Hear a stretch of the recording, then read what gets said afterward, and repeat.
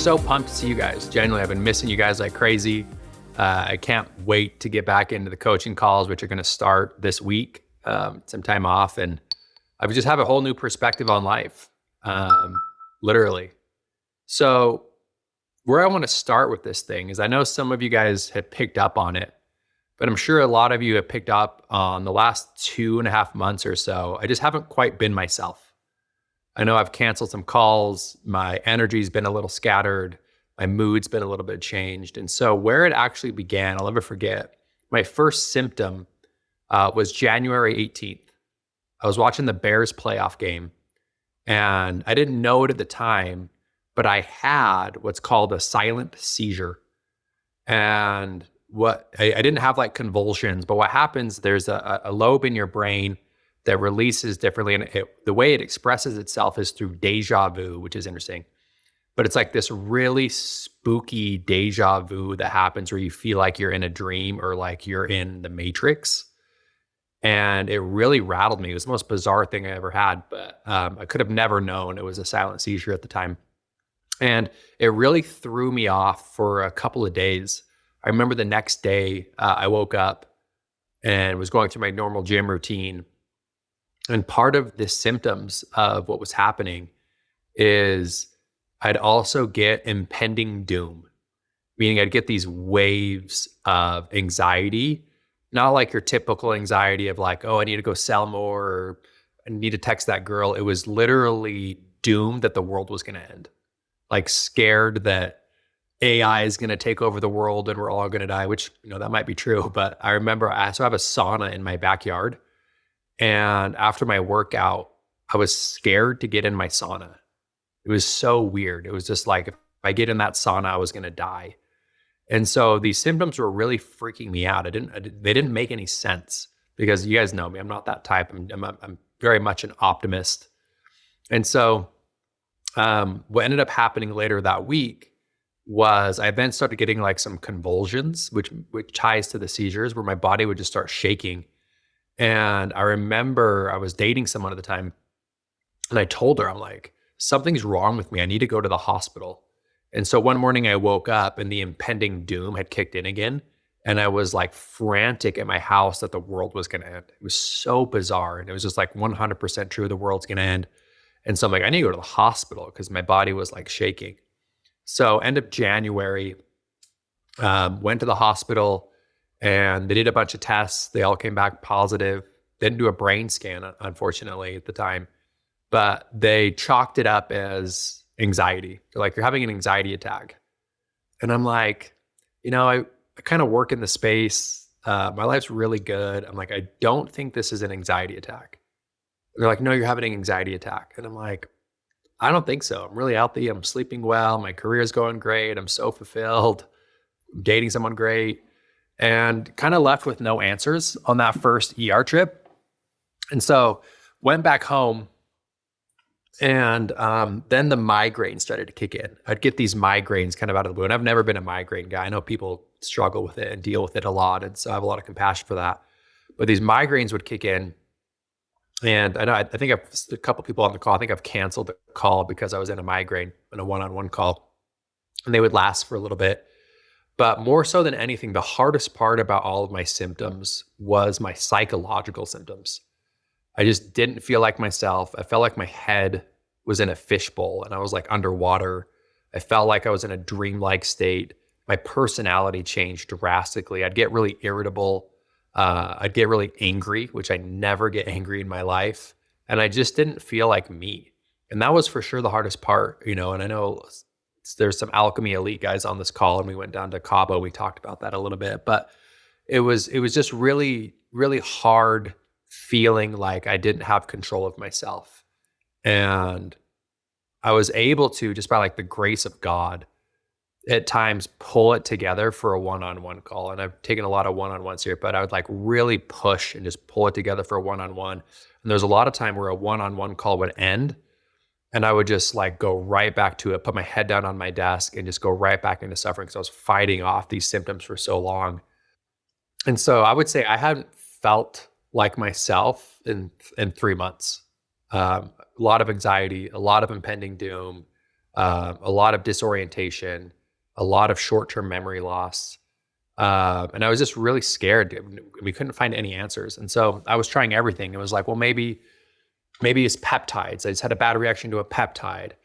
That wasn't the case. And then like, maybe have metal poisoning in my house. And that wasn't the case. And then I remembered I had a flood in my house when I moved in. So I'm like, oh, it's got to be mold. There's probably black mold everywhere in my walls. Because I was so desperate for help because I didn't have my life. There was a couple times I would just be with my mom or my siblings, and I would just like break down. I'm like, I just want my life back. Like I'm so sick. And so I went with mold because mold makes sense. Maybe I'm poisoned with mold, and I was just desperate for anything. So I was kind of grasping at straws. And then about 2 weeks ago, I went to go see the movie Project Hail Mary with my family, which I need to go back and see because I hear it's amazing.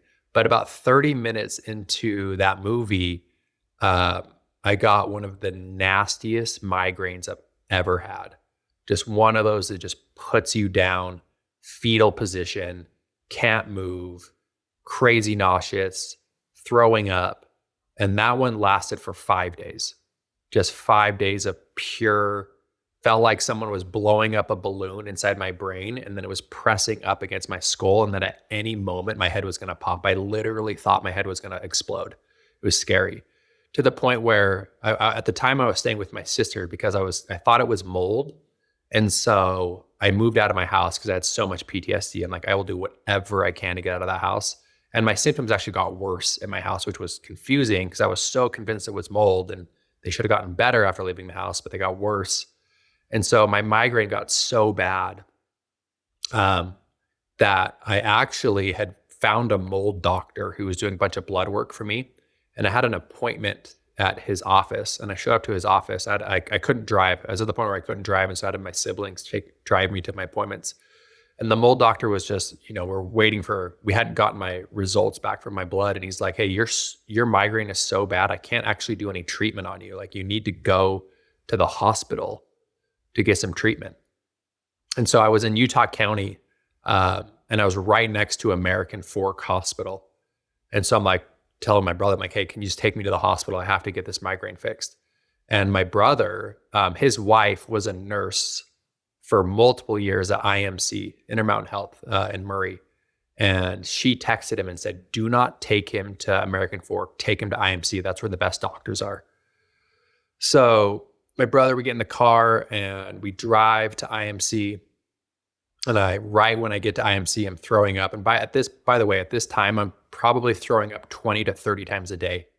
So I literally had to have these little throw up bags with me at all times. And at any moment, I would just hurl and start throwing up.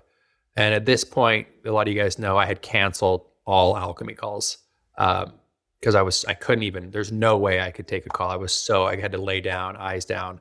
And so we get to IMC and I check into the ER, and they roll me into a room, and the pain was so bad that they pumped me with opioids.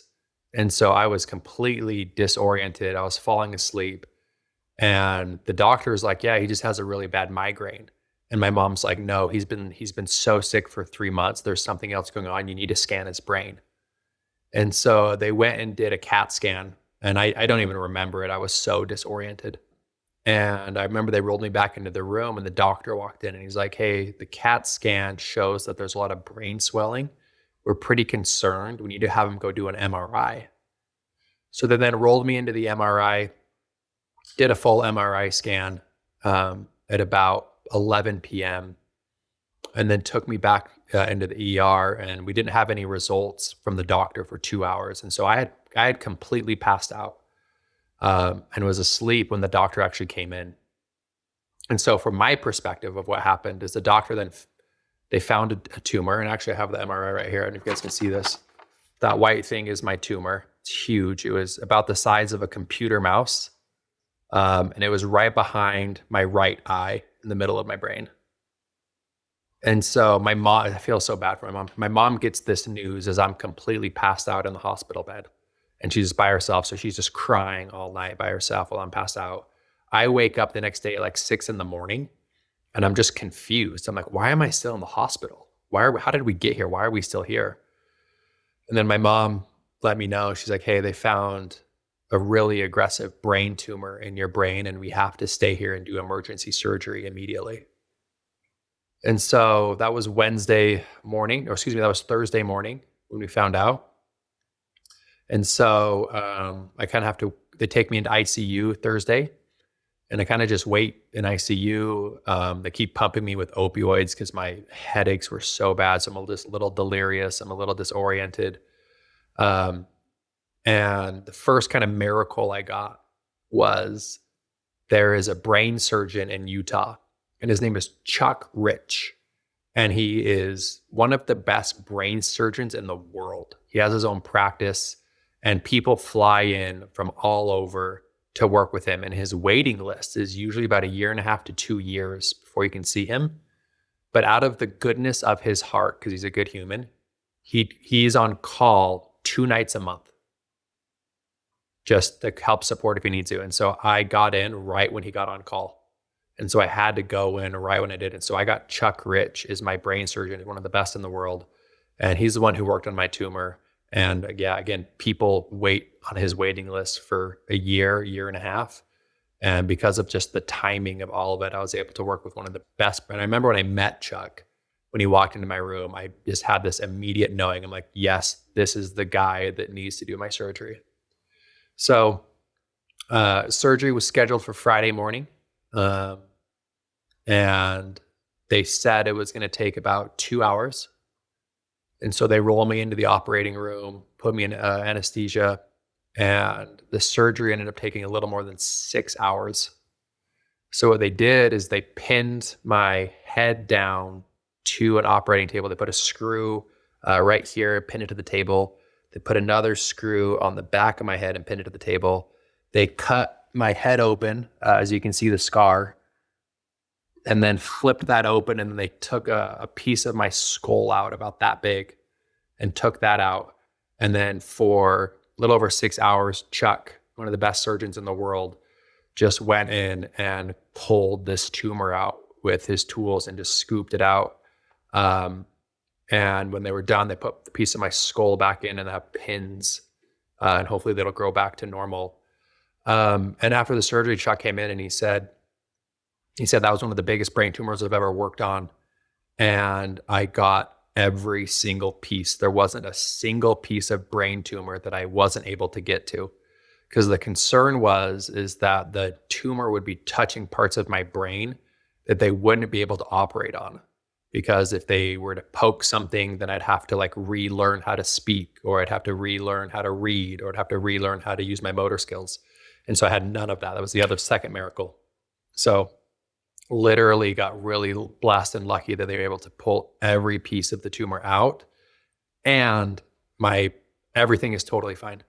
And the thing that was crazy, guys, was about 30 minutes after I kind of like came back to consciousness after my tumor, I felt like my brain worked again. It was like, oh my gosh, I haven't felt like this since early of the year, even into last year. My headaches are gone, but more importantly, my personality was back. I was like, oh, my brain works great. Like I feel sharp. I feel intuitive. I feel smart. I feel like I can laugh. I feel like I'm not stuck in impending doom, and I'm not angry. And just the way the brain works is crazy. And it's just all of like my memories are back. My brain is working totally fine. My brain has worked the best it's worked in 4 months. And so it's crazy that I had brain surgery, and within 30 minutes of coming back to life, my brain was just fully active and working, and it works great. So where I'm at now, as far as like brain symptoms, I have none. I have 0 brain symptoms right now. The only pain that I have is from the cut. It's just from the incision. It'll start to throb a little bit. And so my mind has actually never been sharper. And here's what's crazy. My sense of smell and my eyesight is better. It's better than it's ever been my whole life, right? Like when I see the color red, it is so vibrant and so strong. It feels like I got an upgrade.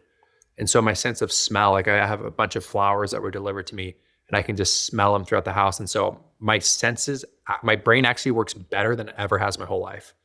And so it's just like this absolute miracle and there's just the human body is insane. They took a a chunk out of my brain that was this big, a computer mouse, and everything works better. So surgery was an absolute success. Like, couldn't have gone any better. 10 out of 10, 10 out of 10 results.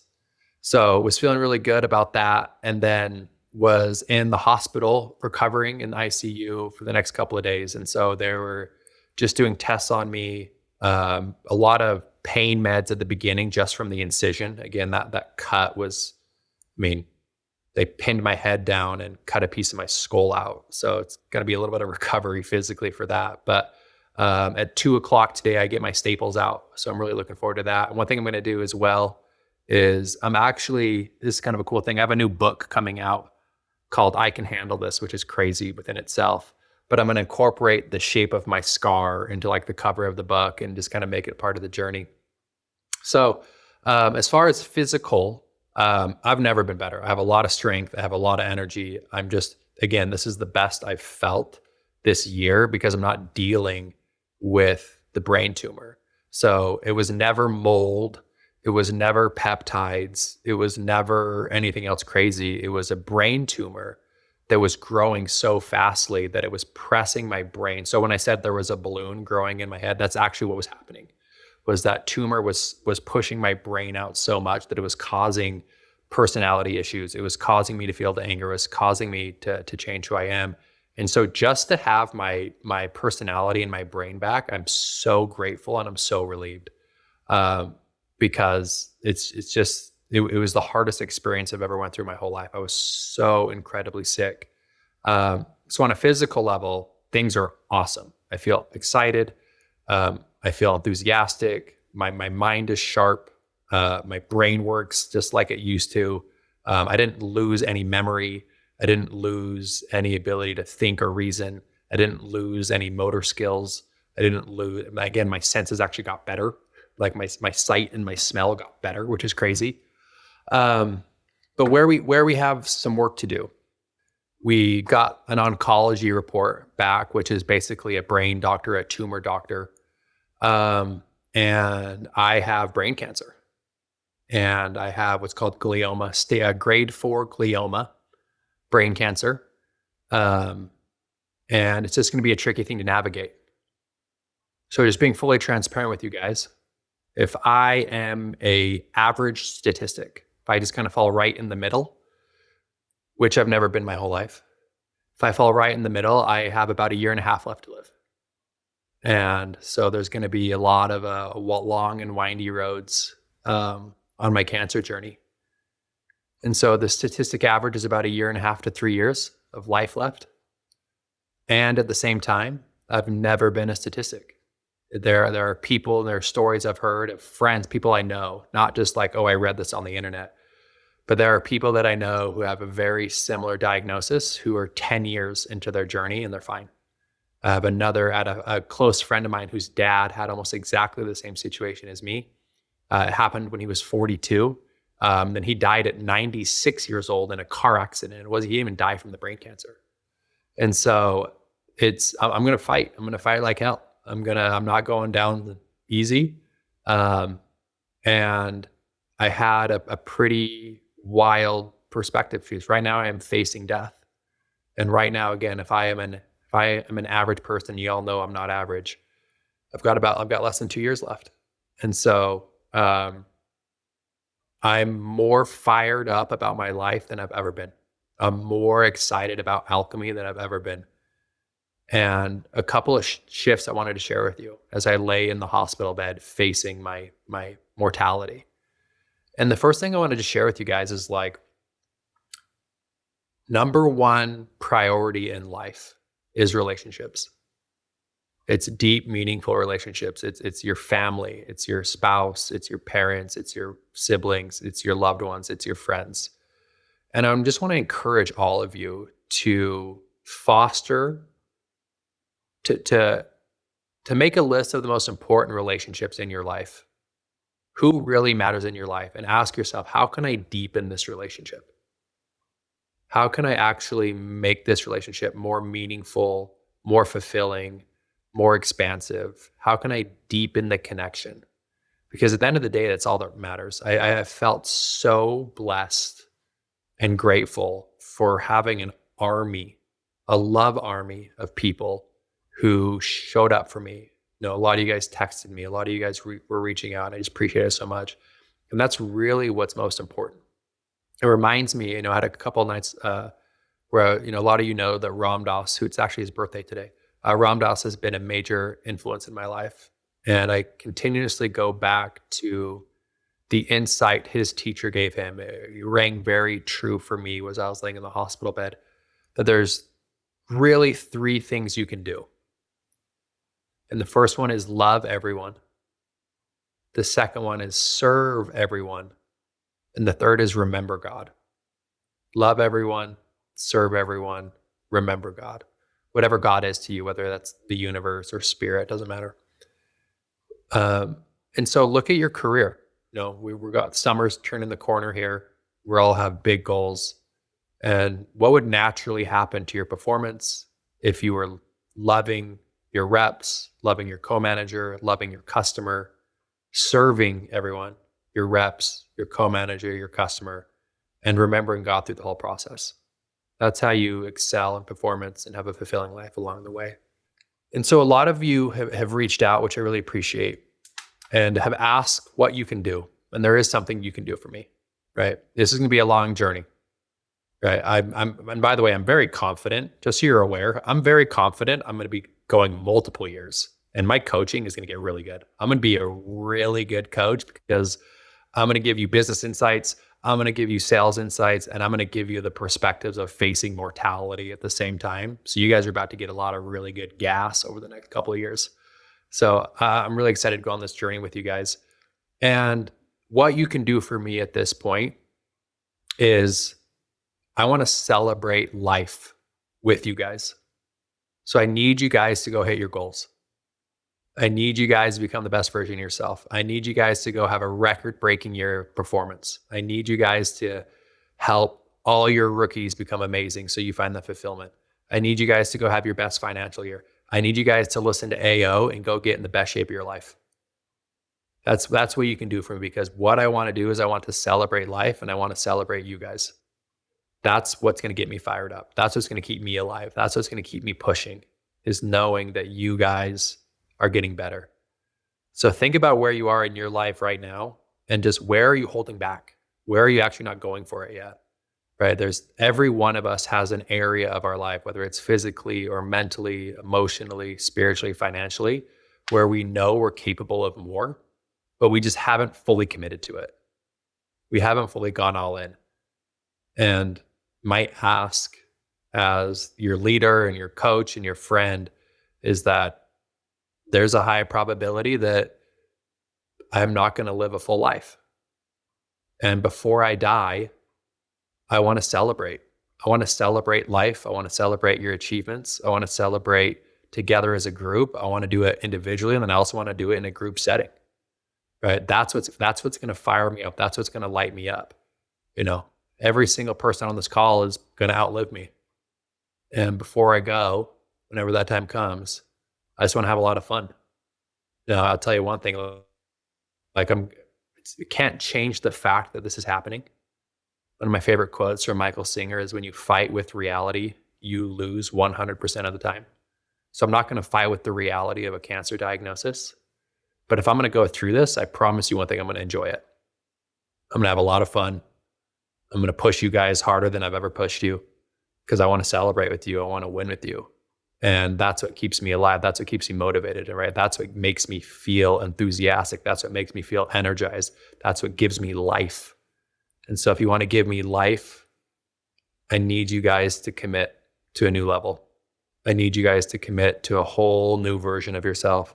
I need you guys to push yourself in ways you didn't even know was possible, because seeing the growth and development is the most fulfilling part of my life. Hence why I built a whole business around it. And that's what's going to keep me alive, is you guys. And so I want to let you guys know that I love you guys. I appreciate you guys. And then what I wanted to do is I want to open up to questions. By the way, one thing, just other note too, is we will, as of now, go back to regular alchemy calls. I want to take coaching calls. that actually is going to give me life. So I want book your one-on-ones, right? For those that are one-on-ones, keep showing up to these weekly calls because they're just going to be filled with deep life perspective from someone with terminally ill cancer. So I'm just going to give you guys gas. So as far as schedule is concerned, we were fully back on, and I'm more fired up than I've ever been. But want to open up to Q&A, any questions? I'm just curious, what does your treatment plan look like moving forward? Yeah, so this is really freaking exciting. I mean, it's a shot in the dark, but I want to share something with you that literally I connected some dots last night and it lit my whole soul up. So I will be starting into chemo and radiation here pretty quickly. There is a clinical trial happening right now, which is like this cutting edge technology called CAR, CAR-T. And what it is every single one of us in our body have T cells. And what T cells naturally do is they find and kill cancer cells already in our body. So we all have them. We have a ton of them. We have millions of them. So what CAR T is it is a therapy where they actually pull all of your T cells out of your body, millions of them. They give them an upgrade. They literally like enhance them. And then they inject them back into your body and direct them to where your tumor is. And what it does is it's like 65% of people who are in this clinical trial, it decreases the growth. So it actually doesn't grow anymore. Because the issue that I'm dealing with right now, the concern, this is what's going to kill me, is the tumor that I have is so aggressive that it's not a matter of if it grows back, it's when. And their doctors are saying, it grew really fast, really big. And that's a concern that it's just, it's 100% possible, guys. This thing grows back in 2 months and I'm dead in 2 months. It's totally possible. Not likely, not very likely given where I'm at, like 1% chance, but it's not zero. And so the goal here moving forward is how do we mitigate this tumor from growing back? So we're going to do radiation, we're going to do chemo, we're going to try and kill these cells. So anyways, there's this clinical trial called CAR T, and CAR T is designed to pull your T cells out and then shoot them in that area so that tumor just doesn't grow. And it's working really, really well. So I'm going to be a great candidate for CAR T. Part of that, and this is where I get really excited. So what we're waiting on right now is on the 17th, I'm going to get my DNA report back. So they took out the tumor, they sent it to this university in the East Coast. They run a diagnostic on it. And so my tumor, my type of brain cancer, there's multiple types of brain cancer. So each of them has like a weird name. It's like D134 or A615. And so each CAR T clinical trial only works with one type of the brain tumor. So I don't know where I'm going to go. So if I do go a clinical trial, I'll have to move for the summer to one of those universities and then get treatments for 3 months. And then I'll be able to come home. So there's a high probability that I'm going to be taking alchemy calls at a Airbnb somewhere else in the country. Where I'm excited is that if this happens, then this would be the craziest synchronicity of my life. There's a specific brain tumor called CD70 that I could have. If I have that one, the clinical trial for the T cells is held at the University of Florida in Gainesville. Gainesville, Florida is where Michael Singer lives, and he has the Temple of the Universe. And he does live lectures every Sunday, Monday, and Thursday night. And so if I have the CD70, I'll get to move to Gainesville and then do my treatments in the morning. And then 3 times a week for 3 months, I'll get to go sit with my number one mentor and teacher of my life for a whole summer. So I'm like, at this point, I'm crossing my fingers that I have the CD70 so I can go have this like really spiritual, magical moment. So we're crossing our fingers. We want CD70 glioblastoma brain cancer. That's what we're hoping for, because it's going to be glioblastoma. It's going to be brain cancer.